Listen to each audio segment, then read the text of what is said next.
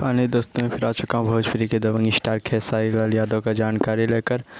जी हाँ दोस्तों, भोजपुरी के दबंग स्टार खेसारी लाल यादव का एक बहुत ही तगड़ा सॉन्ग का पोस्टर आया हुआ है, जो कि सोना जो कोका कोला में हीरोइन दिखी थी आप सबको खेसारी लाल यादव के साथ में, वही गाना आ रहा है फिर से, जिसको 2 भी कह सकते हैं आप लोग, लेकिन आ रहा है दूसरी कंपनी से। यहाँ से उस गाने को लिखे हैं प्रकाश बारूद जी ने और म्यूजिक भी उन्हीं का है, जो कि गाना है ले ले आई पेप्सी, ले ले आई राजा पेप्सी, जो कि गाना बहुत ही बवाल होने वाला है। रिलीज होते ही बवाल धन मचाना शुरू कर देगा, जो कि गाए हैं खेसारी लाल यादव और शिल्पी राज मिलकर, जो कि गाना बहुत ही तगड़ा होने वाला दोस्तों, जो कि कल सुबह आप सबके बीच में 6:45 पर 1 तारीख को रिलीज हो जाएगा। जी हाँ दोस्तों, आप सबको मैं मिलूँगा नई वीडियो के साथ।